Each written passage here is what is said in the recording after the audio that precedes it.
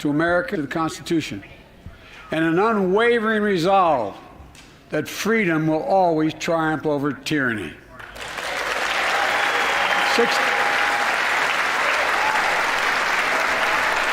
Thank you.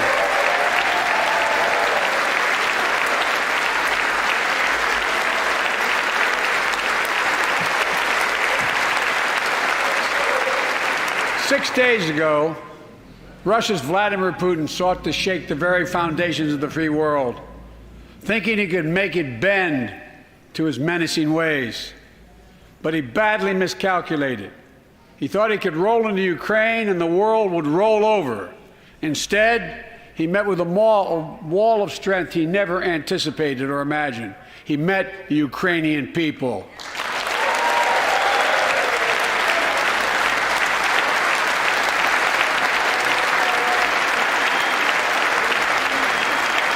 And President Zelensky,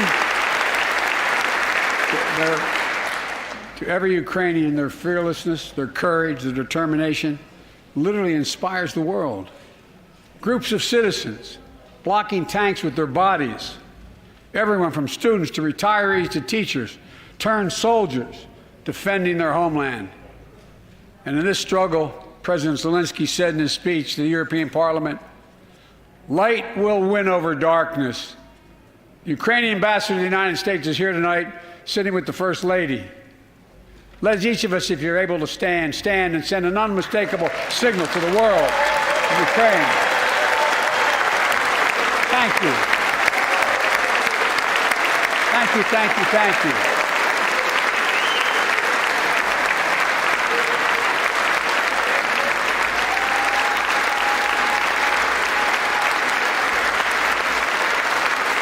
She's bright, she's strong, and she's resolved.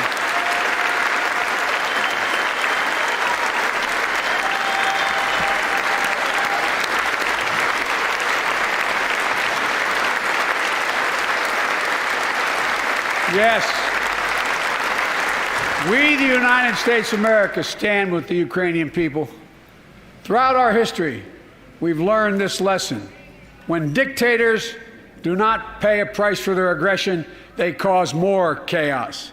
They keep moving, and the cost, the threats to America and America to the world keeps rising. That's why the NATO alliance was created, to secure peace and stability in Europe after World War II.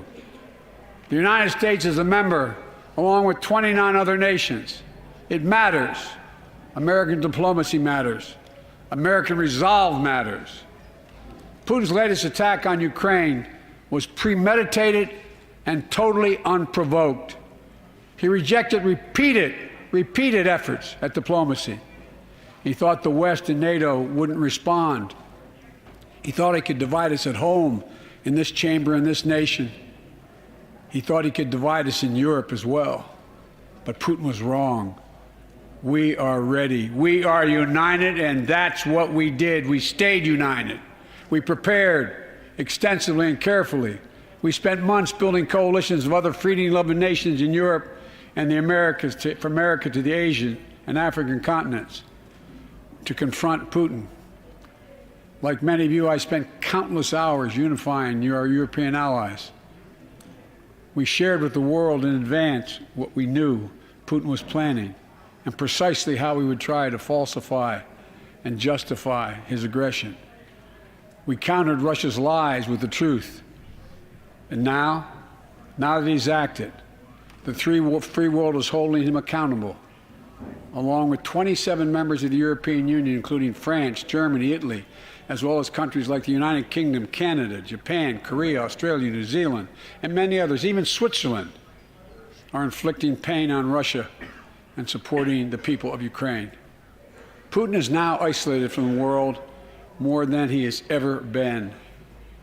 Together,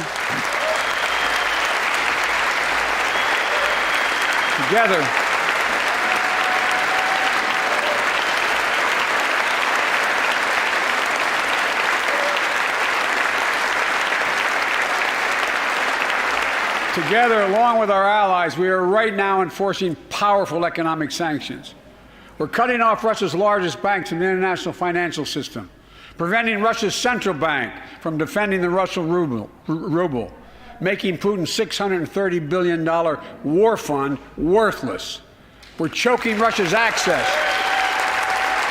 We're choking Russia's access to technology that will sap its economic strength and weaken its military for years to come.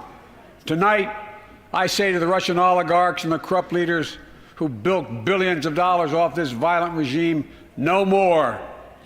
The United States, I mean it.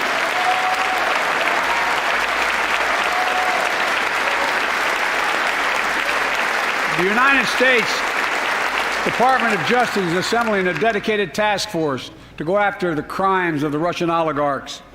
We're joining with European allies to find and seize their yachts, their luxury apartments, their private jets. We're coming for your ill-begotten gains. And tonight, I'm announcing that we will join our allies in closing off American airspace to all Russian flights, further isolating Russia and adding additional squeeze on their economy.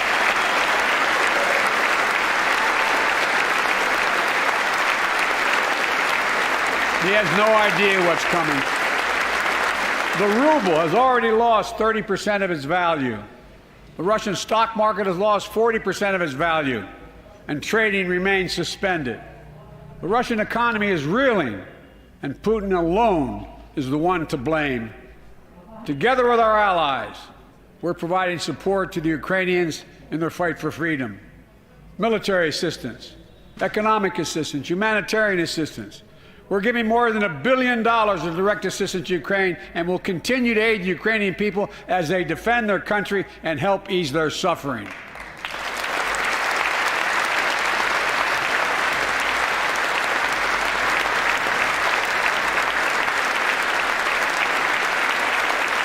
But let me be clear, our forces are not engaged and will not engage in the conflict with Russian forces in Ukraine. Our forces are not going to Europe to fight Ukraine, but to defend our NATO allies in the event that Putin decides to keep moving west.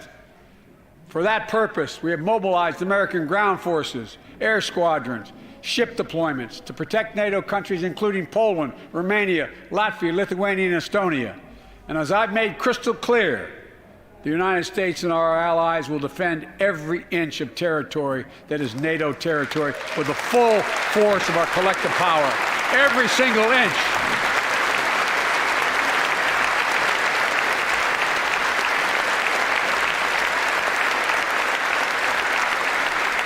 And we're clear-eyed. The Ukrainians are fighting back with pure courage. But the next few days, weeks, and months will be hard on them. Putin has unleashed violence and chaos, but while he may make gains on the battlefield, he'll pay a continuing high price over the long run.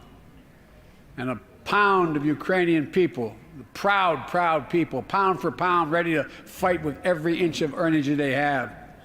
They've known 30 years of independence, have repeatedly shown that they will not tolerate anyone who tries to take their country backwards. To all Americans, I'll be honest with you, as I always promised I would be. A Russian dictator invading a foreign country has cost around the world.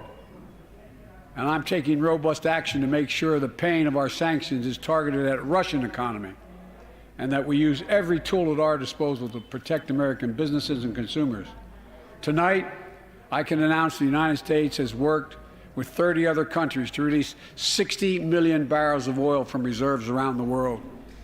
America will lead that effort, releasing 30 million barrels of our own strategic petroleum reserve.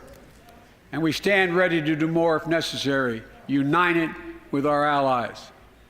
These steps will help blunt gas prices here at home, but I know news about what's happening can seem alarming to all Americans. But I want you to know we're going to be okay. We're going to be okay. When the history of this era is written, Putin's war in Ukraine will have left Russia weaker and the rest of the world stronger. While it shouldn't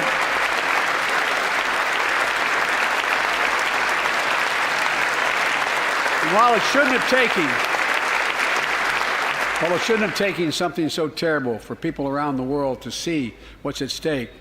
Now everyone sees it clearly. We see the unity among leaders of nations, a more unified Europe, a more unified West. We see unity among the people who are gathering in cities and large crowds around the world, even in Russia, to demonstrate their support for the people of Ukraine. In the battle between democracy and autocracies, democracies are rising to the moment, and the world is clearly choosing the side of peace and security. This is the real test, and it's going to take time. So let us continue to draw inspiration from the iron will of the Ukrainian people. To our fellow Ukrainian Americans who forged the deep bond that connects our two nations, we stand with you. We stand with you.